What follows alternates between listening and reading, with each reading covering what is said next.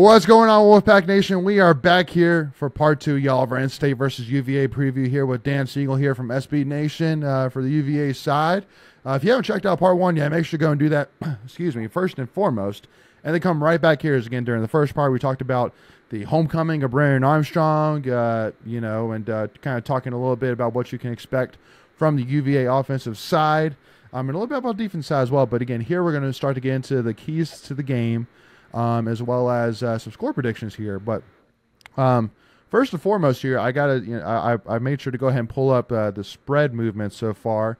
And I think the spread opened today, which it actually opened at NC State being favored by 9.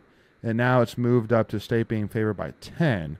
And then for the total side, if I can click that right here, it opened at 45.5 and it's still at 45.5. So it's basically predicting, if I could do math in my head correctly, like a 32.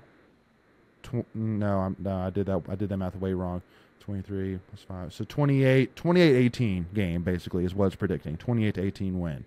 So kind of give it to me, Dan. First and foremost, I guess we'll just kind of jump into it here. Like, what's your initial thoughts? Like, do you like? I know we kind of talked a little bit about before the recording about how I was a little bit shocked at, how the score, how the spread was only at 9, being that UVA's, 0-3, just like you said, losing to JMU. We took Notre Dame, number 10 team in the country. We had an opportunity to tie the game there in the fourth quarter. We've gone 2-0 ever since. So, but I'm also here saying as well that we're also 0-3 against the spread. So maybe that's part of the reason. It's just like, okay, maybe, we're not going to overinflate because then everybody's just going to smash the, against NC State, because we're 0-3 so far against the spread. So, and you said you had some thoughts. So give it to me on your thoughts on, maybe why Vegas put that spread at plus or -9 to start.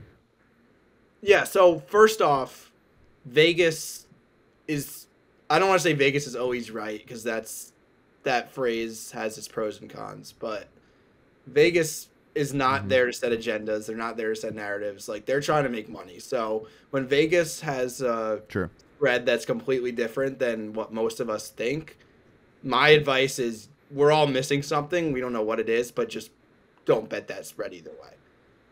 What my explanation possibly could be for why it's lower than we think it is because Virginia is, look, they're definitely among the worst teams in Power 5 football, but they're still competent. Like, they have Power 5 football players out there. They're not going to lose every game by 40 points like David Cutcliffe at Duke in his final year. I think it's going to be a little bit better of a product than that. They'll probably end up losing pretty much all of their games, but they're still Power 5 football players. There's competency, and that's why I think I'm not going to predict them to win this game. I'll already say that now, but it could be close. Okay. Yeah. I think 9 is about right, I'd say. I mean, it is on the road, so if this was in Raleigh, it'd probably be closer to 2 touchdowns. But like Dan said, I mean, they're still an ACC team, so they've got competent players, and it's definitely not going to be easy, especially going on the road. Yeah, 100%. Well, and I mean, I think I think this is kind of, I think honestly, another thing that might come to it too, is that I think that just like a lot of NC State fans, Vegas just doesn't really know what the deal is with this NC State team. Like, are they really good? Are they okay? Like, we don't know. Like, we saw, what they can do, against Notre Dame, where they were fourth quarter, had an opportunity to tie the game. VMI played a pretty much flawless game from beginning to end. But UConn, didn't show a whole lot, but I kind of contribute a lot of that to the fact that Doran, I really do think, had this agenda that I'm going to go into UConn, I'm going to get the win, I'm going to get away as injury-free as possible, and I'm going to walk away. Like, I'm not looking to go to UConn and try and blow them out by 40 with Notre Dame next on the schedule here. So I think that's kind of part of it too. So I think that is kind of the thing, and especially with college football the way it is right now. I mean, dude. Yeah. Like, can we talk about it? I mean, Dan, I know you'll love to talk about this here, but I mean, Florida State squeaking one over Boston College, Wake Forest squeaking one over Old Dominion. Like, there is there is no such thing as a surefire blowout in today's day and age. Like Alabama, squeaking one out against South Florida. Like there is nothing like Georgia being down 14-3 to South Carolina at halftime. I think every single college football game, every single spread should be by no more than like 14 points. Because if it's any more than that, go ahead and bet it. Because there's a good chance it's probably gonna be a whole lot closer than that blowout that Vegas is suggesting. At least that's what I've seen through 3 weeks so far. It's the beauty of the sport, though. That's why I love it so much, or one of the reasons, at least. But do you think that a lot of this has to maybe be because, like who's the dominant? Like who's going to win the national championship this year? Like do either of you know for sure this team's going to win it this year? Because I'm sitting here saying, I mean, Bama, Georgia, FSU, all three of those guys who were top 3 in the country struggled.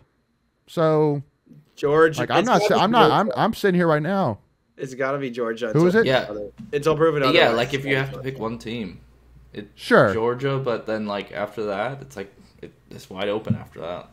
Exactly. So I mean, like, but I mean, like in previous years, I mean, Georgia, I mean, again, would look flawless last year, and I mean, and you know, Bama years before, I mean, they always, you know, you can almost guarantee that they were not going to have more than one loss in any single season. But now you're seeing all of this volatility within college football and the rankings, things like that. I mean, Colorado, and everybody's saying, "Oh, dude, the Colorado's about to smash Colorado State by 50." Took them double overtime, like. So I mean, yeah, they're feeling good, but you barely beat Colorado State. Could you imagine if they lost to Colorado State? Could you imagine ESPN that next day? Could you imagine? Yeah, and I think that it's still that still applies to ACC too. Like you were saying, Florida State barely gets by Boston College. You know, Clemson loses that first week to Duke. There isn't really a clear contender. I mean, you can kind of separate it into tiers. Like you throw FSU and Duke and Miami, UNC probably into that top tier. But like there's no clear title favorite right now. I don't think. Especially, I think it was FSU, but after that game against BC, can you really say that anymore? And Dan, let me add in one thing just to kind of highlight what you're about to probably say here. But just as a reminder, you think that, this is, maybe if you haven't followed Boston College and you think, okay, it's Boston College, they're solid, right? No, they lost at home to Northern Illinois 27-24 in overtime. They barely beat Holy Cross 31-28. Yeah. Barely beat them at home. So, and then you almost pull off an upset against the number 3 team in the country in Florida State. Like there's no explanations for what just occurred right there. There is zero explanation for that. Dan, please go. No, I was just going to say about the ACC to, rail on them a little more. The last ACC championship that did not involve Clemson was Wake Forest and Pittsburgh. And Pittsburgh Phil Dracovic is... They are terrible. Program into the ground. Oh, they are so bad. And Wake Forest almost lost to Old Dominion, which... Don't even get me started on Old Dominion. They're always doing things like that. But yeah, no, I completely agree with you. I've some friends of mine that were at the West Virginia game, and some of them are West Virginia fans, and of course, I'm like, congratulations, you won that game. But I'm sitting here saying it's not because you played well; it's because Pitt played that bad. They were terrible, terrible. It's like Phil Dracovic being a guy that was. Considered as a part of the elite echelon of the ACC, during, before last season. Man, he is not that is for sure. But anyway, we have quickly moved from the UVA in-state preview to the what the heck is going on in college football in the ACC right now, which, I think is completely okay because that is a topic right now that 100% is justified to be discussed because there's, I'm looking at, Northern Illinois lost in overtime, 3-point win over Holy Cross, but then 2-point loss to Florida State as 20-something point underdogs. So it makes zero sense. And then, of course, and it's going to be just right that Boston College is going to go to Louisville this year and get beat by 50. That would go exactly right with how Boston College has done so far this season. So anyway, but jumping back here to UVA. So, I very much said, I mean, again, JMU, even though everybody, yes, they're not a part of the FBS, they're not a part of Power 5, like nothing like that. JMU is never a school that if you see them on your schedule, you can't say to yourself, "Oh, that's a win."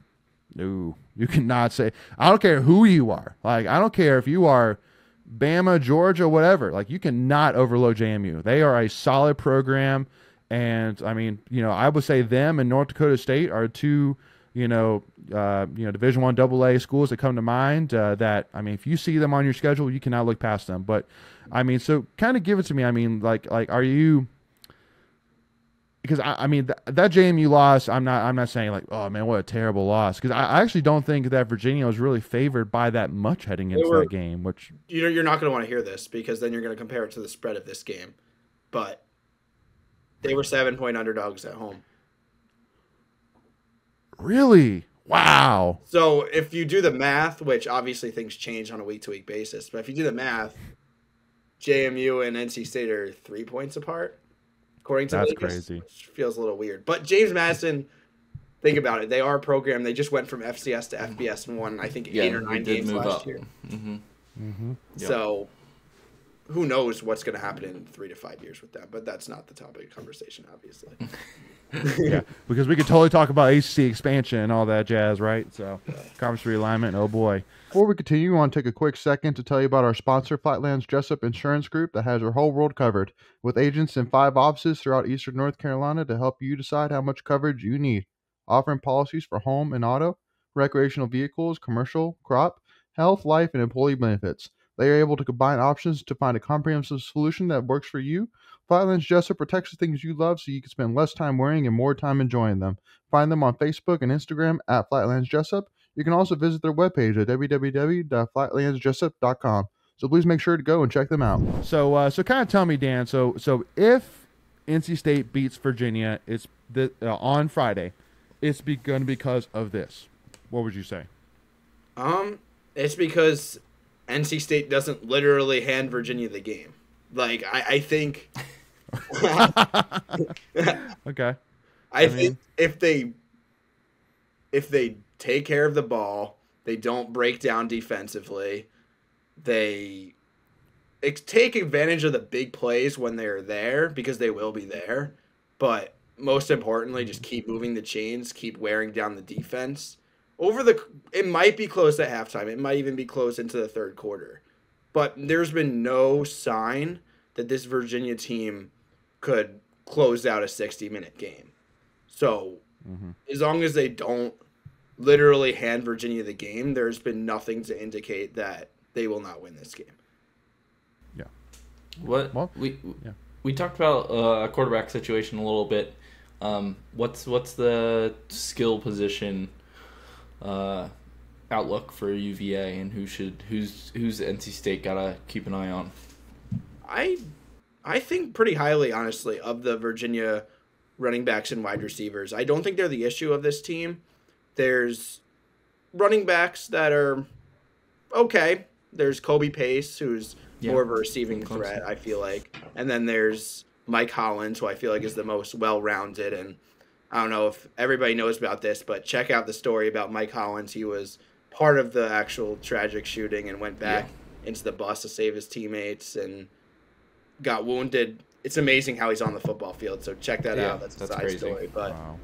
so that's the running backs. The wide receivers are probably one of the strengths of the team. There's Malik Washington, the Northwestern transfer, had 700 or 800 yards last year at Northwestern, and he's a really explosive guy after the catch, could really get open downfield if, the quarterbacks could hit him.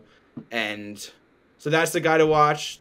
There is some speed on the outside. There's Malachi Fields. That's another guy to watch. Has a couple of drops this year, but also very capable of the splash play.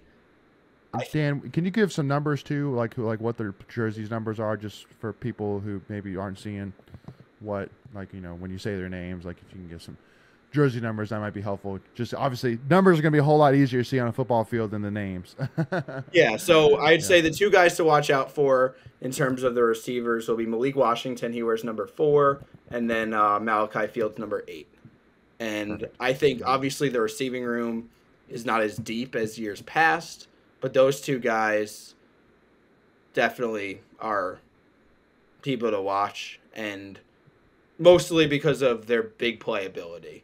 They're not the guys that are necessarily going to be the 6 to 7 yards like every series of downs, move the chains, move the chains, move the chains. Which, to be fair, that's more of a Tony Muskett thing than Anthony Calandria thing. But they're the splash play guys, and you got to watch out for that. And I mean, looking at it, I see two things when you're looking at UVA. First thing I see is that so far in 3 games, UVA has 0 points off turnovers, which I think is big just because I think that points off turnovers, because, again, obviously a turnover, a sack, a fumble, interception is a game-changing, can be a game-changing play, but it's really what you do after that, a.k.a. perfect example, NC State versus Notre Dame. We turn the ball, we get a fumble and turnover at the 20-yard line, down by 7, and have a perfect opportunity to tie the game, and we score 0 points out of it. We don't get a touchdown, then we missed a field goal. Well, then from then on out, basically the game was just like all the air came out of the balloon right there. So even though we got the turnover, we didn't like basically the turnover is basically the setting of the nail, and then basically like scoring the points is the hammer in the nail. And I think that for UVA not being able to take advantage of mistakes, of opportunities that do come, like you were saying, Dan, is definitely a downfall for UVA for sure. To kind of drive that motivational or kind of the momentum of the game, turn the momentum of the game back in their favor. And then secondly, right now UVA is averaging 1.9 yards a carry. And which I know, especially for a true freshman quarterback back there, you and I and any single football analyst or even just somebody who just watches sports in general can say, you do not want to rely on a freshman quarterback to carry your team for you unless it's Trevor Lawrence or Johnny Manziel or Jameis Winston, like an all-time great, which I'm assuming, unless I'm missing something here, unless Des Kitching is absolutely awful, which I'm assuming he's not absolutely awful, then Calandria is not one of those. So, would you kind of agree with my synopsis there of kind of the two things that really stand out from the UVA offensive side there, Dan? Yeah, so from the running perspective, I think it's not about the running backs. They have plenty of pop, and we've seen big plays, even a couple big plays that were called back. I think it's about the offensive line. The offensive line is pretty atrocious. I don't know how much of the Tennessee game you saw, but I don't want to pick on a kid, but the right tackle was just getting beat play after play after play. And that's a potential spot for NC State to attack. Also, regarding the turnovers, I think it's just the defense is not designed as much to take turnovers as much as it is to just force you into 3 and outs, force you into punting situations, bend but not break. But I've also talked about the fact that they've given up so many big plays, and that seems kind of contradictory. The tackling is just not nearly as good as even it was last year, because a lot of people don't know this, but John Radzinski, the defensive coordinator, made massive improvements in the defense last year. It was the offense that was atrocious. And now it's almost flipped. So it's a weird thing to happen from year 1 to year 2 in a coaching tenure, but also the Virginia defense did lose a lot of pieces, mainly Fentrell Cypress, the corner. He is regarded as a borderline first-round pick. He's now playing at Florida State and playing lockdown coverage there. Another guy, Nick Jackson, the staple of the defense, kind of like played like a Peyton Wilson-like role, did everything. He's now at Iowa doing his thing and seemingly playing pretty well. So the loss of those two pieces to the portal, I think the defensive scheme is fine. I think the talent is just not there to execute it. So it might be a matter of just NC State, my guy is better than your guy kind of football. Gotcha. Cool. All right, Dan. So I think we've hit that point where we start to talk a little bit about game predictions here, my man. So, so what we'll do, just that way, we kind of split it up here, is I'm actually going to put Michael on the spot here, ask for your prediction. I'll let Dan, go next, and then I'll kind of wrap it up here, as obviously I've already given my strong predictions on how this game is going to go here. But Michael, what give me your thoughts here, brother? Yeah, so this is gonna definitely. I'm definitely interested to see, because it's not just like your normal road game to open the ACC because of the Brendan Armstrong homecoming element to it. So, I think that could go really well for us, or it could go really poorly. But I think I feel good enough that like Dan was saying, I think it's gonna come down to the talent level is just a little better on our side of the ball. So I'm gonna go State 30, UVA 17. 30-17. Okay. So cool. So kind of keeping it at the over under that Vegas has, but a little bit more than that 9-point spread that Vegas has so far. All right, cool. Dan, so I know you kind of kind of hinted a little bit during the episode that you were not going to predict UVA to win this game, but give us your thoughts here, your final thoughts on how this game is going to go, and your final score prediction. I'll go 31 NC State, 24 for Virginia. I say Virginia covers. I think the over hits in that case for sure. The over is probably my most confident pick. I don't think Vegas has compensated enough for the defensive fall off and the offensive improvement that Virginia has had. So I'm going 31-24, and I think I've kind of explained my reasons for that throughout the show. So I don't need to reiterate. Yeah. And one thing which I think that we haven't really talked about, I think that's going to be big is for NC State is limiting the big plays. It's something that has killed us in 3 games so far on the defensive side.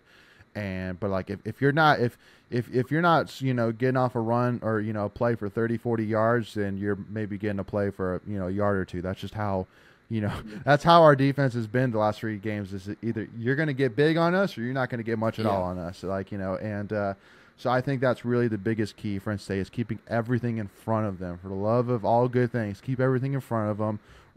If Tony Gibson rushes less than 4 during any play, I'm going to make sure that his shot collar, that I set off his shot collar on his ankle, man, because there is zero reason with this defense that you rush less than 4 any single given play. It doesn't work. You got to put pressure on these guys, especially a young guy like Virginia has, a true freshman quarterback. You got to put pressure on him. You got to rattle him, and then keep it coming. Like literally make him go to the sidelines and go, like, is it ever going to stop? Leave no doubt. Make it clear to them it's not going to stop anytime soon. As long as you're in this game, we are coming after you. Like that's how, in my opinion, for not only just this game, but for the entire season. Like anytime we've rushed 3, we've gotten fired up every single time. So it's just makes no sense. Again, Notre Dame to begin the first couple drives, we bought pressure. We did great, 3 and out, 3 and out, 3 and out. But then once we started brushing 3. Then Sam Hartman was throwing every single pass that God can think of and was completing it with success. So that's my big key is limiting the big plays, especially on the road. You got to prevent big momentum plays. Again, bend but don't break. That's always been the philosophy of this defense, and it's got to be the philosophy of this defense once again moving forward. Again, keep everything in front of you. If there's a play for 8 yards, so be it. But you can't give off one for 30 yards, So, right. And then my other big kind of question as well is Rakeem Ashford, a guy who got it seemed like just basically luckily enough came off pretty well with the play that occurred against UConn, but sounded like basically just a lot of soreness, So do we finally see him back? Is a question. So kind of keep an eye on that. Is again as of this recording, which is Sunday, we haven't seen the depth chart yet, but that should come out tomorrow. So if you're watching this or hearing this by now, then So we'll be interested to see. But anyway, long story short, my predictions, I'm going to say 35. I'm between 14 or 17. I knew it. I'll go 17. I'll go 35-17. I think it's a big day for Brennan Armstrong. I think, again, like I said at the beginning, that this should be a game where Brennan, even if it wasn't UVA, plays well. But I think that with the added, motivation to have a big day and to make a point, I think a big game is coming for him.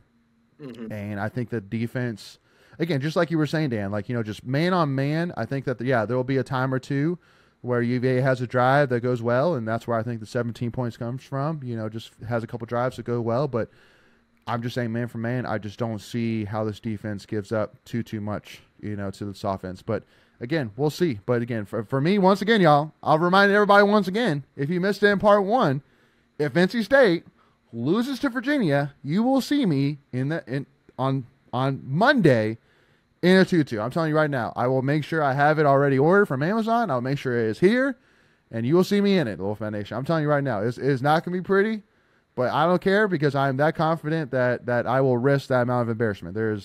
I know there's no upside here, but I guess besides the upside that I told you so. Like that's basically the upside I guess I have here. But so, yeah, amen. No, right? Yeah. All right, Dan. Well, first of all, thank you so much again for joining us, man. Really do appreciate your time. It's always a pleasure to have you on. We definitely got to not wait, how long it's been, a year and a half before we have you back on again, man. So maybe bring you back on before basketball season, talking state versus UVA, is maybe things like that. So, but Dan, once again, just help us once again for any of our followers or viewers that want to be able to keep up with your work or follow you. What's the best place to do that? Yeah, so my Twitter is mainly where I post my sports content. At Dan Siegel _ Dan SIEGEL _ I write for 2 sites, mainly Streaking the Lawn, which is the SB Nation affiliate of the University of Virginia, and also College Basketball Review, where we are doing team profiles every single day right now in the preseason from 100, counting down the 100 days to the college basketball season. We're approaching 50, so we're getting there. It's crazy. Yeah, look forward to it.